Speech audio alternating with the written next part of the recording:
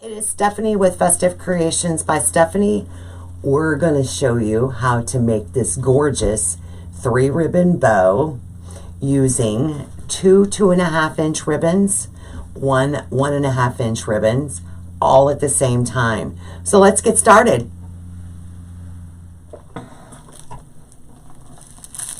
All right, so let's get our ribbon set up. Now, if you do not have a spool holder, guys, I'm telling you, the best thing to do is just throw your ribbon on the floor.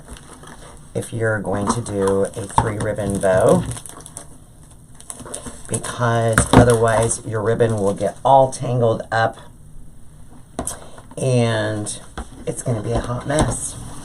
So I'm going to add my ribbon to the spool holder and get all 3 lined up at the same time. I'm going to use my 1.5-inch on top, so I've got it layered just like I want it to be in my Easy Bow Maker. So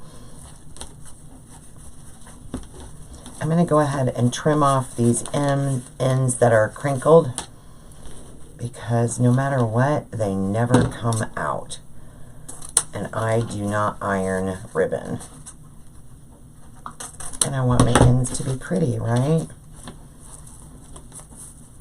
So we're going to stack all 3 of these ribbons right on top of each other, just like so. So 2 2.5-inch and 1 1.5-inch. Bringing it to our Easy Bow Maker. Now, depending on whether or not you want tails, you can do 8-inch tails, 10-inch tails, 12-inch tails, however you want to do. For this purpose, I don't want real long tails, so I'm going to set this at 5 inches. And I'm going to bring my 3 ribbons all at the same time, bring them into my Easy Bow Maker, and twist. Push that all the way down to the bottom. Also, too, depending on your preference, you can dovetail these prior to this portion of it. However, I usually wait until afterwards to do all of my dovetails for this ribbon. Now, my ugly side is up. Depending on what size you want to make your bow, this one's going to be a 6-inch loop. So I'm going to measure out to the 6-inch mark, bring these in here, twist, and push it all the way down to the bottom.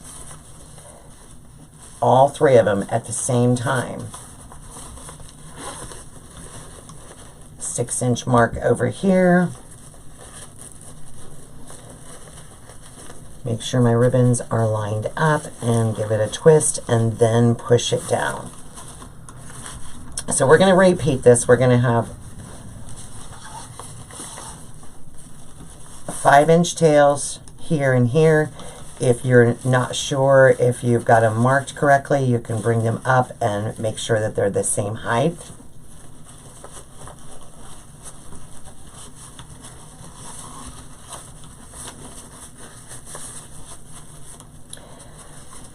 And we're going to do one more 5-inch on each side.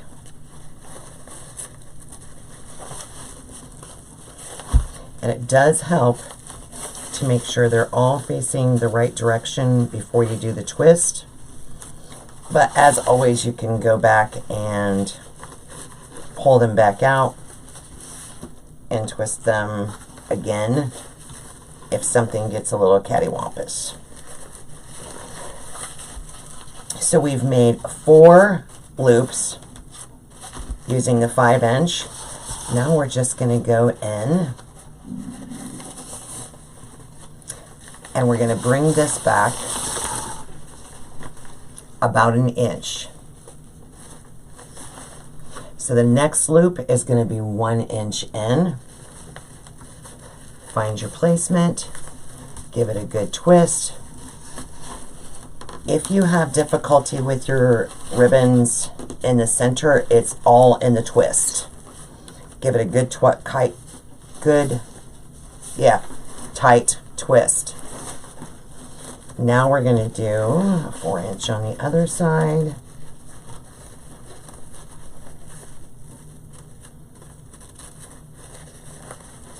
And before I push that down, we're going to give it a twist.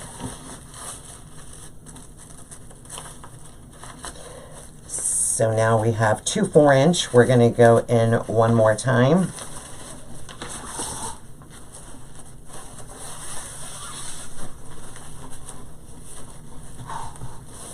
And this time we're going to go into a 3-inch. So we're going to bring it back one more inch. So now you can see that we have layers going on here. We've got 2 of the largest layers, the 5-inch on the bottom, we have a 4-inch, and now we have a 3-inch. Repeat this on the other side.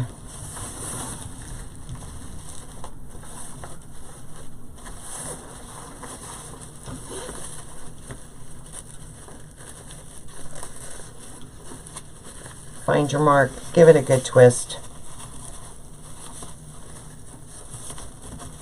And again, if you're not sure they're the exact same height, you can bring them up together and check just to measure that you are going the right direction.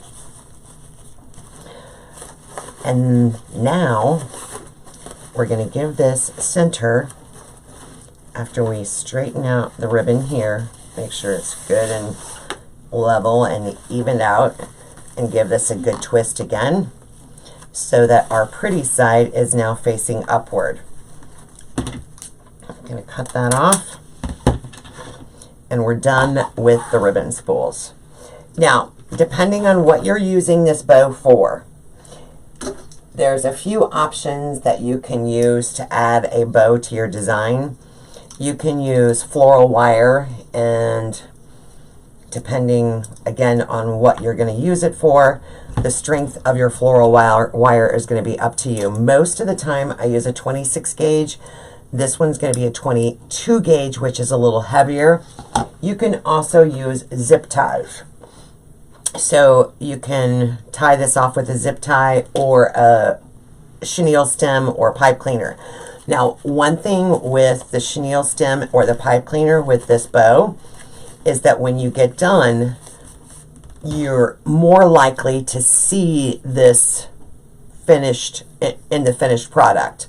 So that's why I'm using the floral wire, because when we get done fluffing this bow, the mechanics of the floral wire are less likely to be seen and noticeable. So I'm going to cut off a piece about 24 inches in length. I'm going to lay this right on top at the center point. So the center point of my floral wire. Lay that on top. I'm going to hold down on this, and now I'm going to pull up from the bottom, capturing all the ribbon. As I pull off my ribbon, I want it to stay in an upright position. And now we have our ribbon here. I'm going to bring this in tightly, squeeze my ribbon together because I want this to be as tight as possible, and we are going to take that floral wire. I'm holding it taut here. I've squeezed this together to make it compact. Make sure all of your ribbons are facing the right direction, because at this particular point, once we tighten the wire, you don't want to have to go back and move your ribbon around. So if it's shifted at all, you can move it at this point before you've twisted it. I just need to make sure that we're all facing the right direction, right? Now, I'm going to give it a good twist and twist again.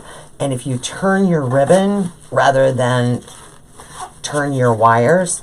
That will help you with a tighter bow so that the loops don't shift around.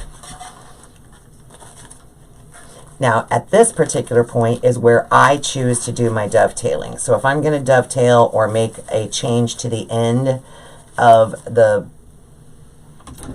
ribbon tails, this is where I do it. And that one came out just a little off kilter. Fix that.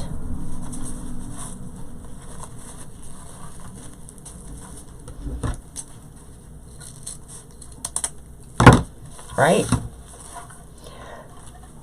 I would not recommend attempting to try and fluff the bow at this particular moment. What I would do is attach this to whatever it is that we're attaching it to, and it depends on what you're attaching it to. If you're attaching it to a lantern handle, it's going to slide around. If you're attaching it to a wreath, that'll help anchor it. I'm actually going to use my fluff board and use it as my anchor.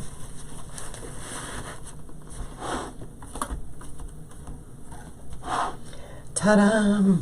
So now I'm going to start pulling these apart. As I do, I'm going to give them a good twist. I'm going to lift them up away from my surface, whatever I've got it attached to give it that volume that it needs. These tails are actually going to go opposite of my other tails. So I'm going to place those over there, give this one a good fluff, and you'll notice that I'm using the opposite. So the green's here, orange, orange, and then the plaid. So I'm going opposite of my ribbons, or I'm going adjacent. Whatever you guys want to call it. I don't care. So that's my first row. Now we're going to go to my second. And again, I'm looking at placement of my colors so that they're not all stacked on top of each other.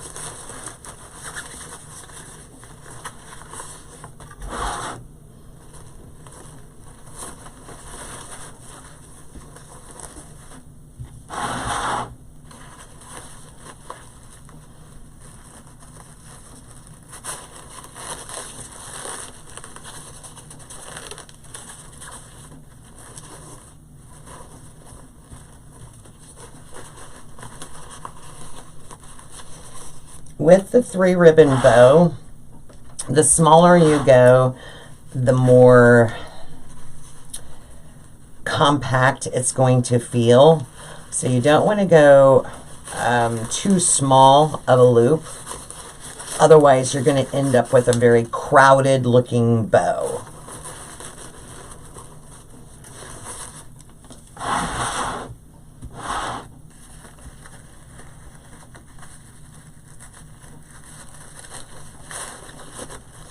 You can also do this technique with just 2 ribbons.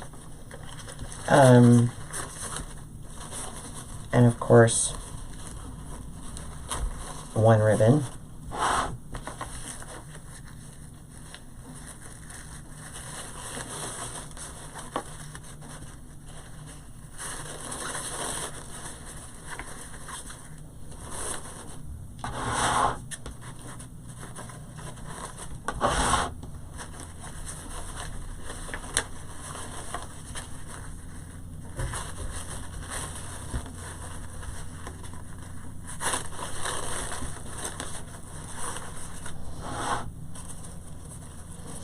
Going to take my tails and spread those out.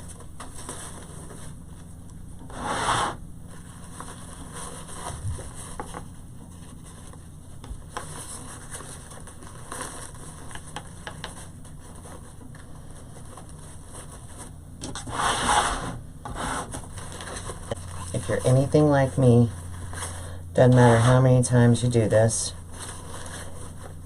it's going to shift soap That is actually why I recommend that you do this once you have it attached, because when you move one ribbon, the other ribbon moves, etc. So make sure that you're on your final product, or try to get on your final product to do the fluffing part of this. All right, guys.